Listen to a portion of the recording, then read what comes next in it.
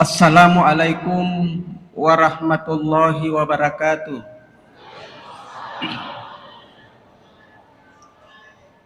Alhamdulillah, alhamdulillahi rabbil alamin. Wassalatu wassalamu ala asyrafil anbiya'i wal mursalin wa ala alihi wa ashabihi ajma'in. Wa qala Allah subhanahu wa ta'ala fil Qur'anil Karim, a'udzu billahi minasy syaithanir rajim. Bismillahirrahmanirrahim. Innaka la'ala khuluqin azim. Wa qala Rasulullah sallallahu alaihi wasallam fi hadisihi, innama bu'istu liutammima maqarimal akhlaq. Kaum muslimin dan muslimat sidang jamaah tarawih yang dirahmati oleh Allah, alhamdulillah wa syukrillah, kita patut memuji dan bersyukur kepada Allah karena sampai pada malam yang ke-22 dari bulan suci Ramadan ini kita masih diberikan rahmat, hidayah, sehingga kita masih sempat hadir di masjid ini yang insya Allah mudah-mudahan tidak ada lain kecuali tujuannya untuk ibadah kepada Allah. Demikian pula kita tidak lupa bersalawat kepada junjungan Nabi besar Muhammad sallallahu alaihi wasallam, Nabi yang telah membawa ajaran agama Islam ini sehingga sampai di tangan kita, dan mudah-mudahan sampai pada hari ini kita masih setia menjadikan beliau sebagai suri teladan, khususnya dalam menanamkan nilai-nilai akhlak dalam keluarga insyaallah. Jamaah tarawih yang dirahmati oleh Allah Subhanahu wa taala, pada malam hari ini saya diberi amanah oleh panitia untuk menyampaikan sebuah tema, yaitu penanaman nilai-nilai akhlak dalam keluarga. Sidang jamaah tarawih yang sama-sama dirahmati oleh Allah Subhanahu wa taala, seringkali kita mendengar apabila ada anak yang nakal, apabila ada anak yang tidak mau mendengar orang tua, atau anak yang kita sebut dengan anak yang nakal, seringkali yang disalahkan itu adalah anak itu sendiri. Padahal sesungguhnya perlu kita sadari bahwa apakah kewajiban kita sebagai orang tua sudah dilaksanakan dengan bagus?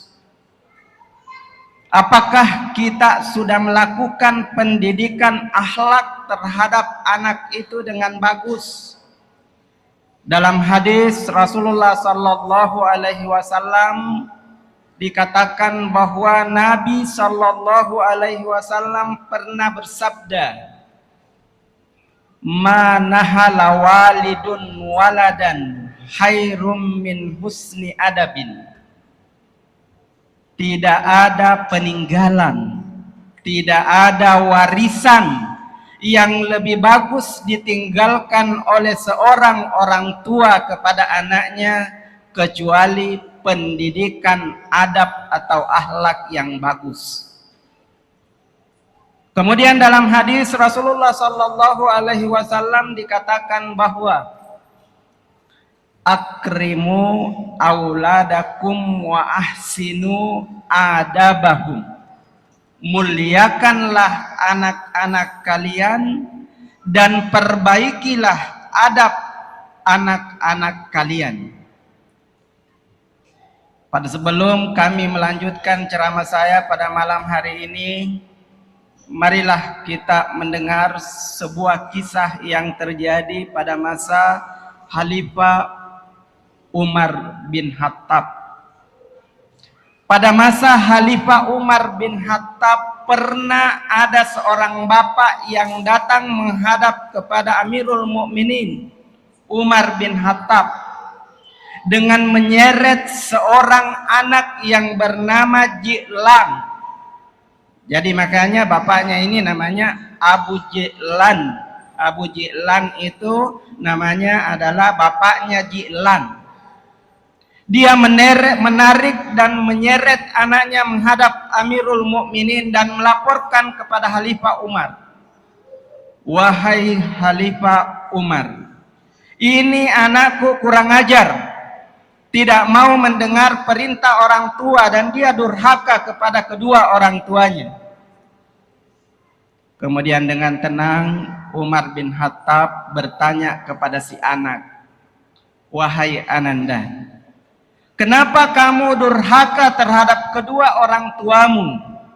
Tidakkah kau tahu bahwa durhaka kepada kedua orang tua itu adalah durhaka kepada Allah? Karena Nabi pernah bersabda, ridallahu fi ridal walidain. Ridanya Allah itu ada pada rida kedua orang tua. Kemudian Ji'lan ini bertanya kepada Amirul Mukminin, wahai Amirul Mukminin, apakah kami ini sebagai seorang anak tidak punya hak juga kepada kedua orang tua kami? Apakah kedua orang tua kami, khususnya bapak saya ini, tidak punya kewajiban terhadap saya? Kemudian Umar bin Khattab mengatakan, kewajiban seorang orang tua terhadap anaknya adalah memberi nama yang bagus, memberikan kasih sayang, dan mengajarkan adab yang bagus terhadap anaknya. Kemudian anak ini langsung mengatakan, kalau begitu berarti yang salah bukan saya, tapi yang salah adalah kedua orang tua saya, karena dia tidak pernah memberikan nama yang bagus kepada saya, tidak pernah memberikan kasih sayang kepada saya, dan tidak pernah mengajarkan adab kepada saya. Lalu Umar berkata kepada kedua orang tuanya bahwa kalau begitu yang durhaka bukan anakmu, tapi Anda yang lebih dulu durhaka terhadap anak-anakmu. Oleh karena itu sidang jamaah taruh yang sama berbahagia, sebagai orang tua dalam menanamkan pendidikan akhlak terhadap anak, yang pertama yang harus dilakukan itu adalah memberi nama yang bagus terhadap anak kita. Dalam hadis Rasulullah dikatakan bahwa akikalah anakmu pada hari ke-7 dan berilah nama yang bagus, karena nama itu adalah doa. Tadi Abu Ji'lan diberi namanya anaknya Ji'lan. Ji'lan itu maknanya adalah serangga. Apa itu serangga? Serangga yang merusak, hama. Jadi diberi anaknya hama. Jadi kalau memang dia nakal, memang dia mendoakan anaknya supaya jadi hama yang perusak. Nah, coba bayangkan ini apa yang dilakukan orang tua. Jadi hati-hati ki itu bapak-bapak dan ibu-ibu kalau memberi ki nama yang bagus. Memberi nama kepada anak tak, jangan ikut-ikutan. Karena hobinya film karton, nah beri anaknya namanya Naruto. Nah, umpamanya kan Naruto aja yang ku tahu. Naruto, siapa itu Naruto? Adalah tokoh film kartun yang nakal. Artinya adalah Anda memberi nama itu kepada anaknya, berhadap anaknya seperti Naruto, karena nama itu adalah doa. Banyak juga orang memberi nama karena mamanya pencinta K-pop, apa itu namanya itu K-pop, apa drakor, apa dan saya tidak tahu itu apa yang Korea-Koreaan lah, Korea-Koreaan, Jinjung, apa dan lain-lain sebagainya. Buat apa Anda beri nama dengan itu? Nah, artinya ini sesuatu yang salah. Sekarang ini sangat jarang nih orang memberi nama anaknya Siti Aisyah, Siti Fatimah, Abdullah. Padahal itu adalah nama-nama yang bagus. Nama-nama yang seperti itu dianggap lagi sebagai nama yang kuno. Sudah dikasih nama oleh orang tuanya yang bagus, Siti Aisyah dipanggil Aish. Ais, apa artinya Ais itu? Sudah dikasih nama anaknya Siti Fatimah, tidak mau katanya ada Siti. Karena Siti itu kuno, makanya dipanggil Ima. Apa artinya Ima? Ini sesuatu, nama itu adalah doa, kata ya Umar bin Khattab tadi, jadi berilah nama anaknya yang bagus. Itu yang pertama. Kemudian yang kedua, seorang orang tua kalau mau akhlak anaknya bagus itu terlebih dahulu kita harus memberi kasih sayang kepada anak ini.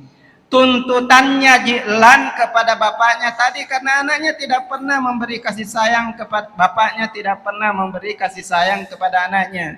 Bahkan kata jilan adalah jangankan kasih sayang wahai Amirul Mukminin, tapi di rumah saya itu adalah neraka bagiku. Kenapa neraka bagiku? Ya karena bapak saya dan ibu saya setiap hari berperang. Apa perangnya? Ya baku kata-katai. Apa? Selalu marah-marah, piring terbang dan lain-lain, kata-katanya kasar dan lain-lain sebagainya. Itu padahal dikatakan tadi akrimu auladakum wa ahsinu adabahum. Muliakanlah anak-anakmu, kasihanilah anak-anakmu dan perbaikilah adabnya. Bagaimana tuntutan Rasulullah Sallallahu Alaihi Wasallam dalam memberikan kasih sayang terhadap anak? Yang pertama kita disuruh mencium anak itu setiap hari, keningnya ketika dia masih kecil ditium. Itu ada seorang sahabat yang bernama Abu Habis. Ketika dia ketemu dengan Nabi, dia melihat Nabi itu mencium cucunya Husain. Kemudian Abu Habis ini bilang, wahai Rasulullah, saya ini punya anak 10 tapi tidak ada satupun yang pernah saya cium. Kemudian Rasulullah Sallallahu Alaihi Wasallam bersabda, man la yarham la yurham. Barang siapa yang tidak pernah memberi kasih sayang, begitu juga nanti anakmu tidak akan memberi kasih sayang kepadamu. Ini yang perlu. Jadi bukan sekedar ciuman itu kepada anak-anak, keningnya. Anak-anak itu akan merasa nyaman, damai kalau diberi ciuman. Kemudian yang kedua, yang diperintahkan oleh Rasulullah dalam memberikan kasih sayang terhadap anak itu dipeluk. Dipeluk, sekali-kali dipeluk. Kalau mau pergi, mau meninggalkan, salam, ya dipeluk. Itu adalah bukti kasih sayang.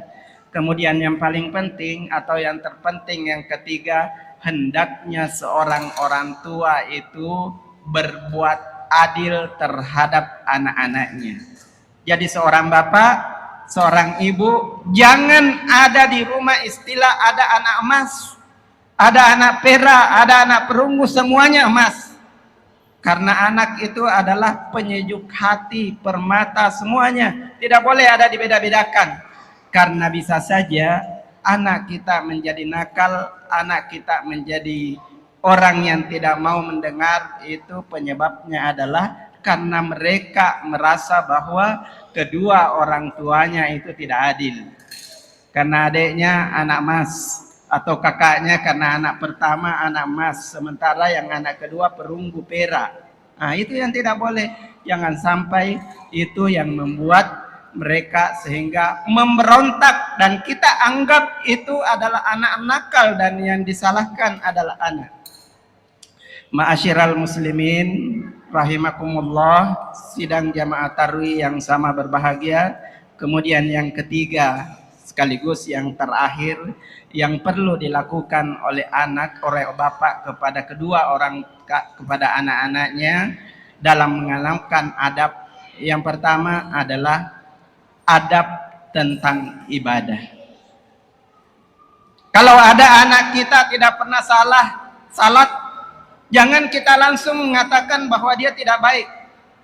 Pertanyaannya adalah, sudahkah Anda mengajarkan anak Anda salat? Dalam hadis Rasulullah dikatakan, al-muru auladakum bis salati wa huwa bisab'i sinin wadribuhum bi asyri sinin. Perintahlah anakmu untuk salat pada umur 7 tahun. Dan pukullah mereka pada umur 10 tahun. Nah, sekarang pertanyaannya, sudahkah kita memerintahkan anak kita untuk salat pada umur 7 tahun? Sudahkah kita memukul? Ya, walaupun sekarang ini istilah memukul itu sudah dihilangkan. Dan ternyata kalau pengertian wadribuhun itu bisa diterjemahkan lain, tidak selamanya memukul. Kalau saya lebih memahami wadribuhum itu bukan memukul, tetapi memberi contoh. Karena kata daraba itu dalam bahasa Arab bisa diberi atau diterjemahkan memberi contoh. Wa qad daraballahu masalan. Dan Allah memberi contoh sebuah perumpamaan. Jadi sudahkah kita memberi contoh anak kita pada umur 10 tahun? Apa yang maksudnya memberi contoh? Kalau Anda salat, panggil anaknya salat, jangan sekedar disuruh saja. Kalau ini kita sudah lakukan sampai pada umur 10 tahun, insya Allah anak itu akan tunduk dengan bagus. Nah, kemudian adab apa lagi yang menurut ajaran agama Islam yang perlu ditanamkan kepada anak-anak adalah sebagaimana contoh yang dicontohkan oleh seorang ahlu hikmah yang disebutkan dalam Al-Quran khusus. Dia bukan nabi, yaitu Luqman dalam surat Luqman. Di situ dijelaskan tata cara adab yang diajarkan, termasuk adat atau tata cara berbicara atau berkata-kata kepada orang lain. Apa adabnya yang perlu ditanamkan? Yang pertama adalah kalau kita mau berbicara kepada orang lain, terlebih dahulu harus izin dan memberi salam. Termasuk ketika mau masuk rumah. Wala tadkhulul buyuta hatta tastazinu wa tusallimu. Jangan kamu masuk rumah, termasuk jangan kamu masuk kamar orang tua, termasuk jangan kamu masuk kamar anak sebelum minta izin dan memberi salam. Jadi sebaiknya itu anak kalau mau masuk di kamarnya orang tua, ketok-ketok dulu, assalamualaikum bapak. Nah, tapi terlebih dahulu yang perlu diajarkan itu orang tua. Perlu juga dijaga privasinya anak. Mau masuk kasih bangun anaknya, ketuk pintunya, bangun nak. Kemudian didengar, iya, assalamualaikum. Diajar begitu. Supaya kata Nabi adalah itu adab yang terpenting. Kemudian adab ketika kita berbicara, dalam hadis Rasulullah Sallallahu Alaihi Wasallam dikatakan bahwa barang siapa yang berbicara terhadap orang lain, hendaklah dia yang pertama menghadapkan badannya atau tubuhnya kepada orang yang diajak berbicara. Kemudian yang kedua, hendaklah dia memperhatikan apa yang diucapkan oleh orang yang ditemani berbicara. Nah, ini sekarang ini perlu orang tua menanamkan ini pada diri anak. Karena saya biasa lihat atau sering sekali menyaksikan ada katanya kumpul-kumpul sama keluarganya untuk makan bersama di warung atau di kafe, tapi bukan berkumpul di sana. Bukan ketemu, tapi hanya berada pada satu tempat. Beda itu berkumpul, diskusi dengan berada pada satu tempat. Apa maksud saya berada pada satu tempat? Ya, sama-sama duduk, keliling ada bapaknya, ada mamanya, ada anaknya, tapi masing-masing pegang HP dan dia sibuk dengan HP-nya masing-masing. Ini sesungguhnya adalah menyalahi ajaran Nabi yang mengatakan bahwa kalau kita ketemu bicara dengan orang harus menghadap, kemudian diperhatikan apa yang diucapkan. Itulah tuntunan akhlak yang diajarkan oleh Nabi Sallallahu Alaihi Wasallam atau termasuk Luqman. Kemudian yang kedua, yang selanjutnya tata cara berbicara itu adalah wala tusair haddaka linnas. Kalau kita berbicara, usahakan suara kita jangan meninggi suara yang lebih dihormati. Kalau artinya adalah kalau anak, jangan sekali-kali anak itu suaranya lebih besar daripada anak bapaknya. Baru dipanggil, anak bangun, apa ini mengganggu, baru ketidur. Nah ini.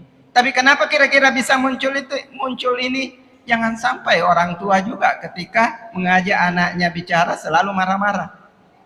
Nah ini, inna angkaral aswatu la sautul hamir. Sesungguhnya suara yang paling tidak bagus itu adalah suaranya kuda atau himar ketika dia meringkik. Artinya adalah melebihi ucapan-ucapan yang dihormati atau dihargai. Kemudian adab yang terakhir yang diajarkan oleh Rasulullah, oleh Allah Subhanahu wa taala melalui Luqman adalah kita dilarang berjalan di muka bumi ini dengan sombong. Wala tamshi fil ardi marhan. Jangan kamu berjalan di muka bumi ini dengan sombong. Ada orang yang berjalan kaki tapi seolah-olah jalan itu miliknya. Mobil sudah dikasih bunyi, ya tempat jalannya itu 3 berjejer, 4 berjejer, dibunyi klakson justru marah-marah. Padahal dalam ajaran agama itu dikatakan bahwa ya sepatutnya kalau ada orang antara pejalan kaki dengan yang bawa kendaraan, yang terlebih dahulu harus menghormati itu adalah yang jalan kaki. Yang muda menghormati yang tua, yang kecil menghormati yang lebih besar, yang junior menghormati yang senior. Begitulah ajaran agama mengajarkan kepada kita dalam tata cara ya bertutur kata dan lain-lain sebagainya. Ya, sidang jamaah tarawih yang sama berbahagia, mudah-mudahan apa yang saya sampaikan pada malam hari ini dapat bermanfaat buat kita semua, dan mudah-mudahan kita semua tidak seperti Abu Jihlan, tidak seperti bapaknya Jihlan. Bagaimana bapaknya Jihlan? Dia menuntut anaknya untuk menjadi orang yang bagus adabnya, padahal dia tidak pernah mengajarkan adab terhadap anaknya.